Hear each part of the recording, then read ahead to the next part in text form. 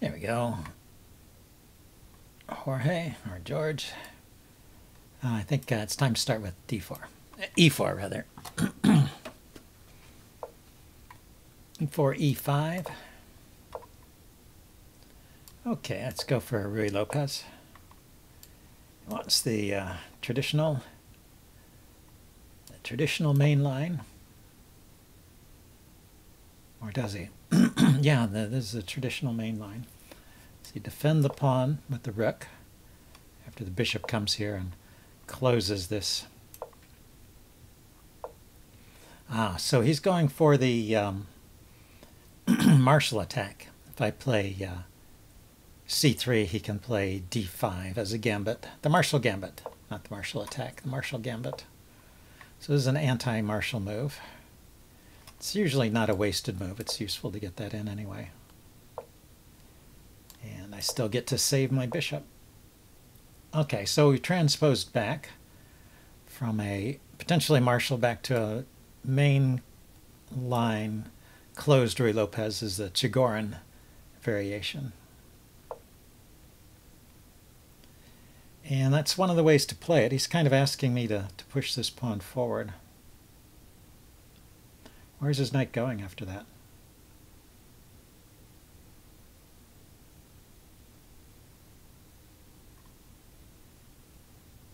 Back, there. I guess it goes to b8 and then to d7. Or there. Okay. So my center is closed now.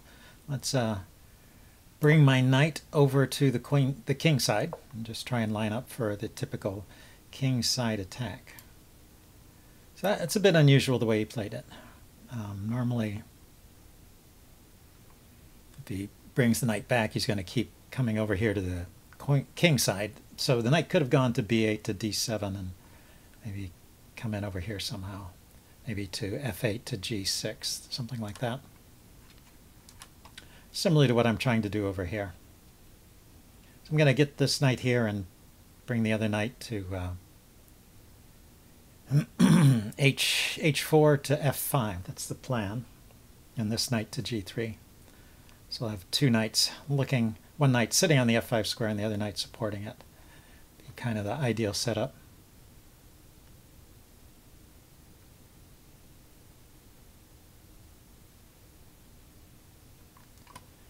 He can put his knight on c5,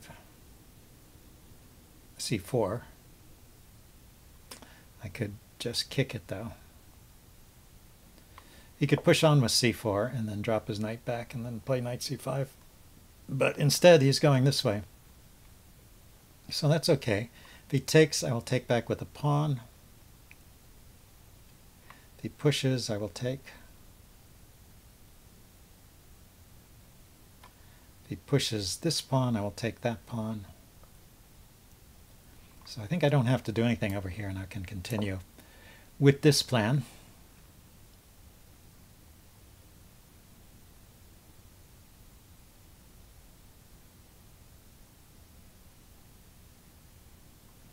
The problem is with this knight h4 move. Knight h4, how about if he takes here?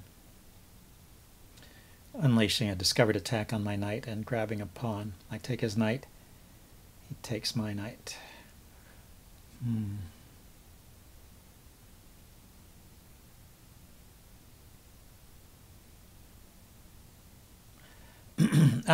He takes the pawn, I take back with the rook, defending my knight. So I can play knight h4. Knight h4, knight takes pawn, rook takes pawn, defending this knight, and he's just a piece down for a pawn.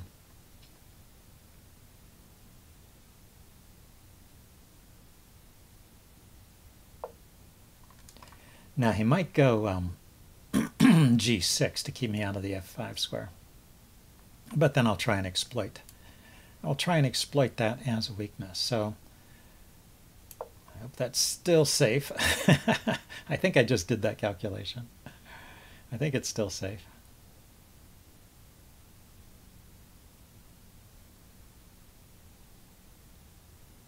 I want to waste too much time double checking in your Blitz games. Sometimes though, sometimes you need to double check.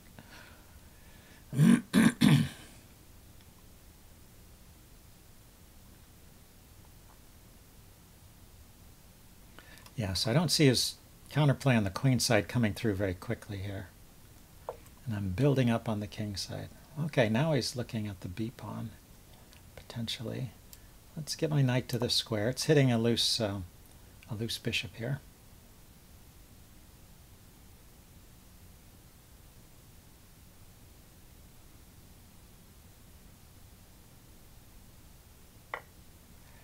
Yeah, so he trades. Now his bishop is defended. But, well, I can bring my queen out now, but the other knight is out of the way. I can go queen f3 to g3. Looking at making some threats against his king.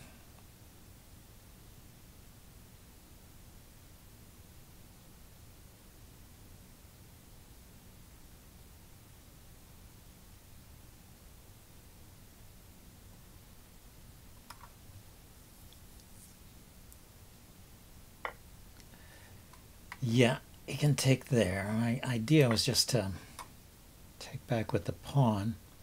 Now he can play knight to c4, and I can't really chase it away very easily. This is a loose pawn, but the queen on f3 will defend it.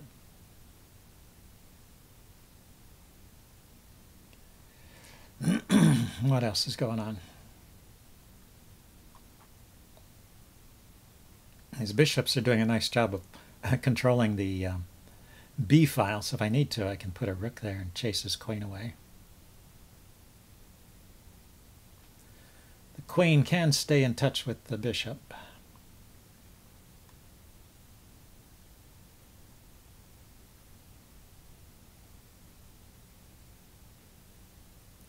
It seems. Ah, defended with the rook. So the queen is free to move now. Okay, but I want to activate my queen. Don't see. I have one loose piece here, the bishop on c2, but I don't see how he can get to it. This other bishop, the dark squared bishop, is controlling b2 and d2. Yeah, so now he kicks it. So here's the question. Do I go with the check? There is a check there. And the knight back to here. Then he trades.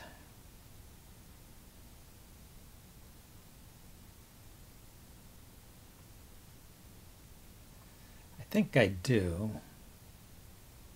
And then I'll try and get my dark squared bishop into the game. Oh, that's interesting.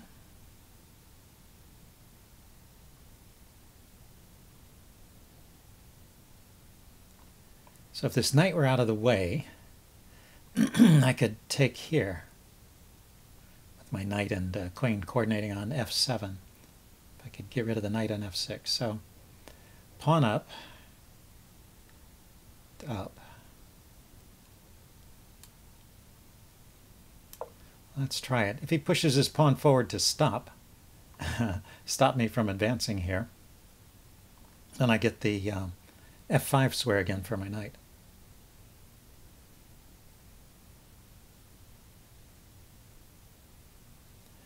So the threat is pretty simple here. Yeah, pawn up. Ah, the queen defends. Okay, pawn up. Where's the knight moving to, though? It goes back here.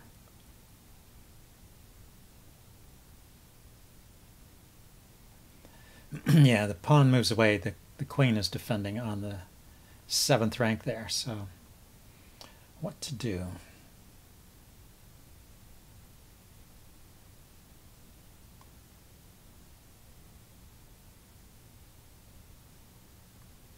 The knight could come forward. Here, I think this is maybe good anyway. See where he goes with the knight. Yeah, he could go to that square. And I can bring my knight around here.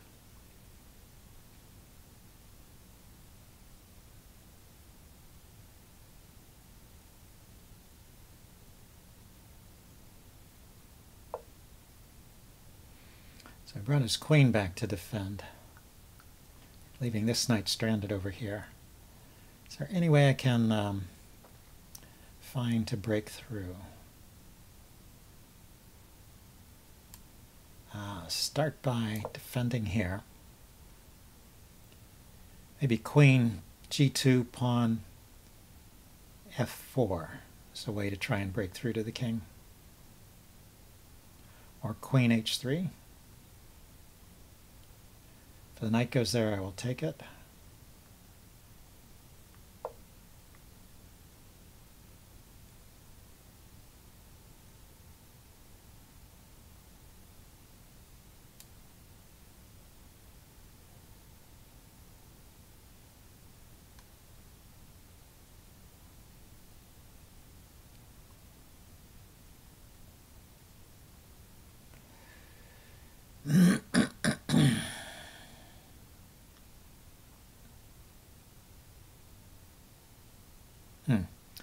Okay, before I rush into that, how about I make it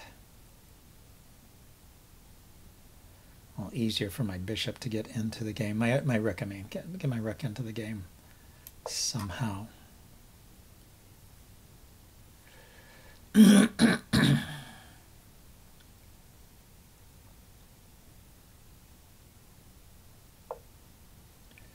Yeah, knight there.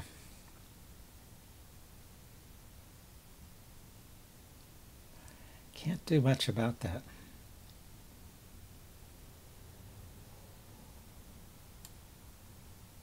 So we go rook to the b file, and he goes knight a3.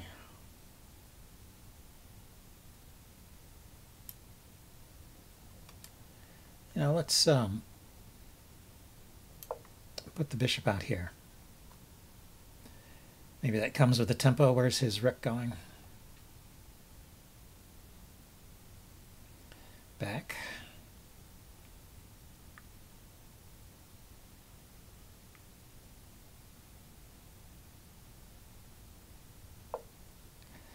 And this rook here.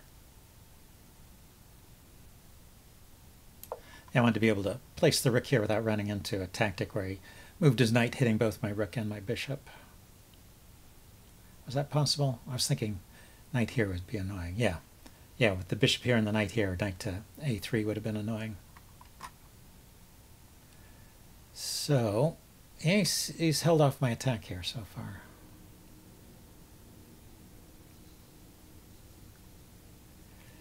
If he takes, I guess I take with the pawn. Okay, so now he pushes.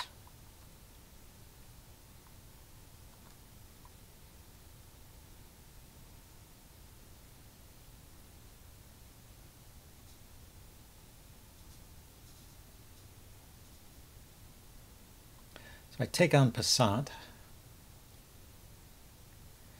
He can take with the knight.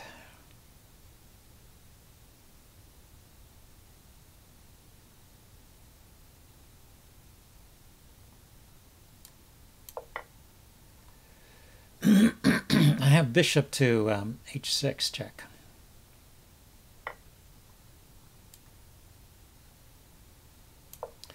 Important to play that before we trade knights here.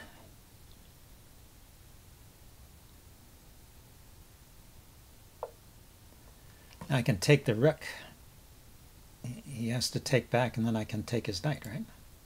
Now, his knight is still well defended.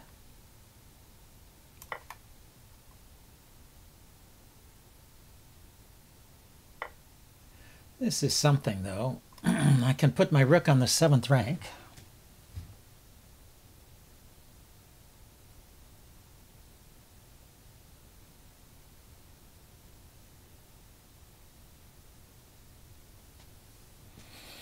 I don't quite see how to break through. I get my bishop here.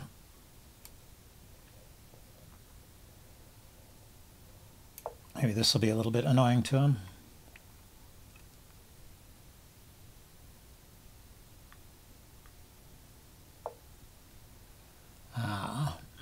So I could kind of encourage a trade of rooks. I think that might be good for me, but even better would be here, right? Because I could take the bishop and then take the knight. I can still do that, right? Rook takes bishop. hitting the queen. Queen moves, or I can always take the knight then. Overloaded queen.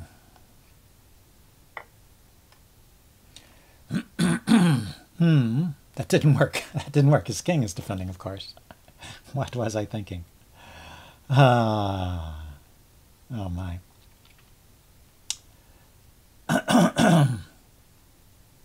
Okay, what's the pawns? 1, 2, 3, 4, 5, 6. 1, 2, 3, 4, 5, 6. It's all even. So knight takes. Or queen takes. Knight, queen takes, and knight takes, king takes. Does not look like it leads anywhere.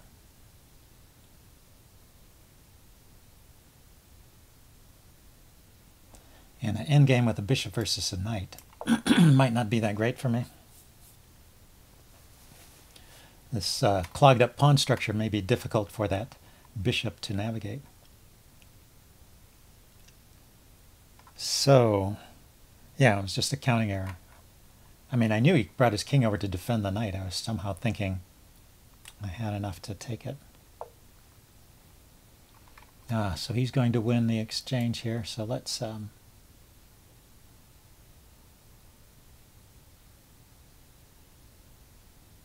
take with check.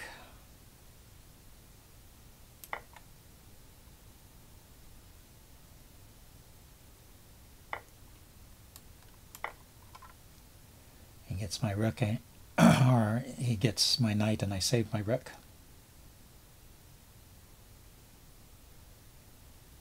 I would just take the rook if I was him. But I guess he wants to think about all the possibilities. Yeah, that makes sense. So I need to save the knight. And this pawn is hanging too.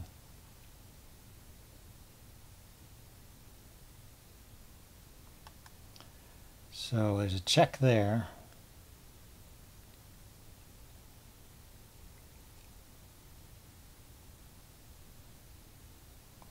Or the knight could come here. Or it could drop back.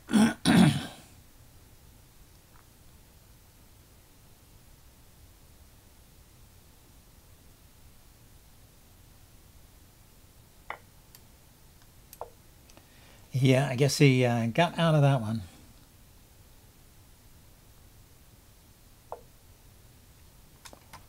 Okay, so where do I want to put my knight here?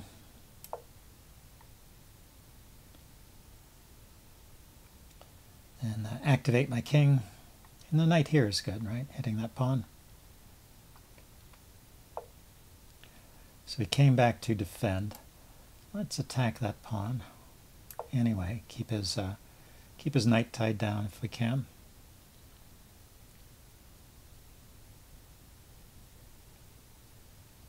And maybe the A pawn, A4.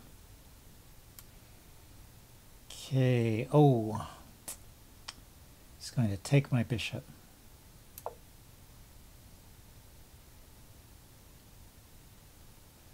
I guess.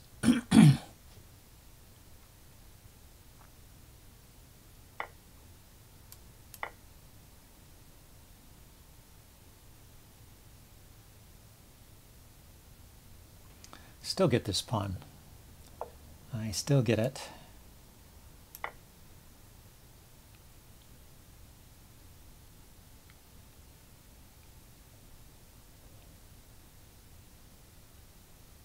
But yeah, he gets my pawn too. 1, 2, 3, 1, 2, 3.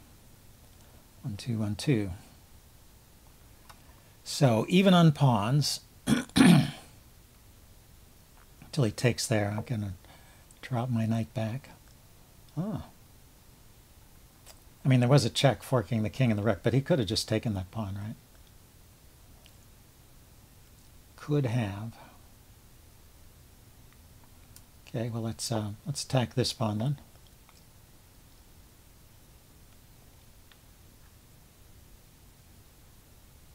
Got to go for counterplay.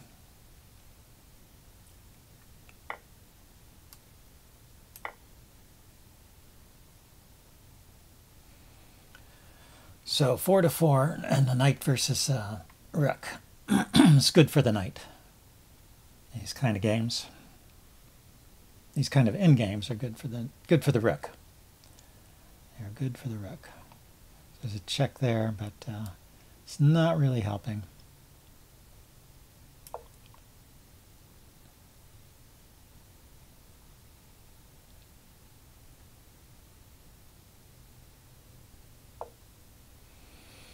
I don't want to block my pawn. Where can I place the knight?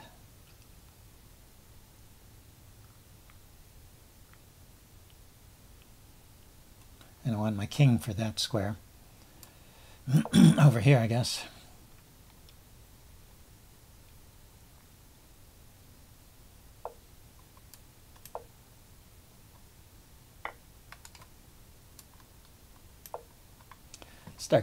Start those pawns rolling.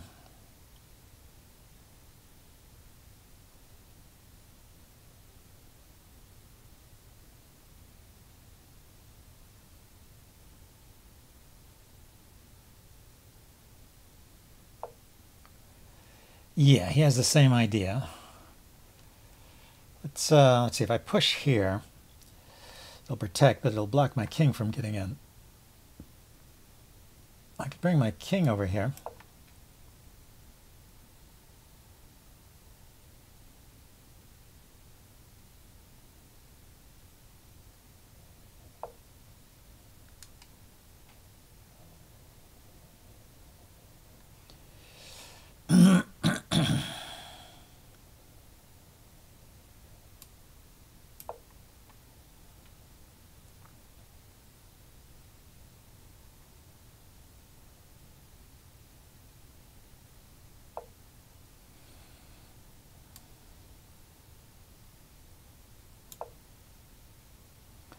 Still trying to move those pawns forward. Now I can play here.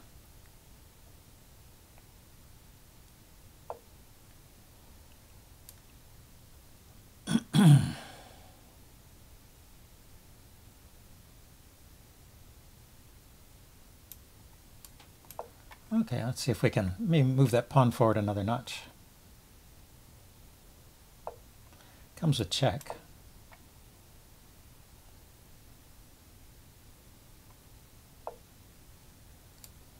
And then I can take here, go here, check here. I should probably stop his pawn while I have the chance.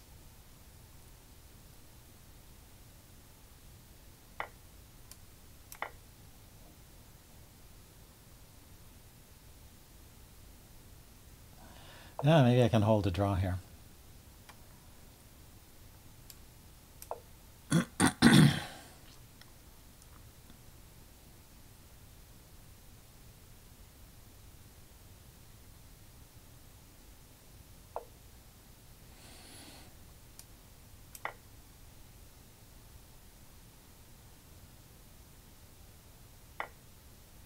Okay, so let's try and get this pawn rolling here. How do we do this?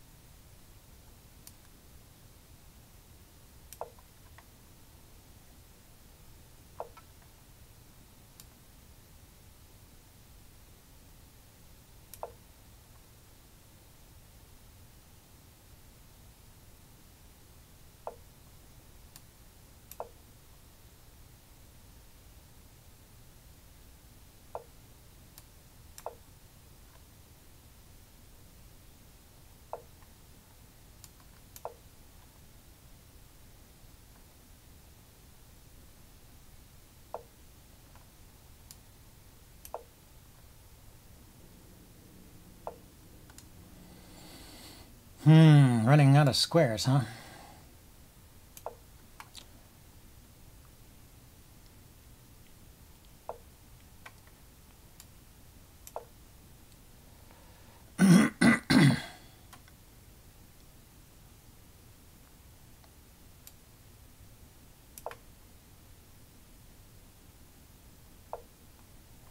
There we go. So this is a clever way to draw a game.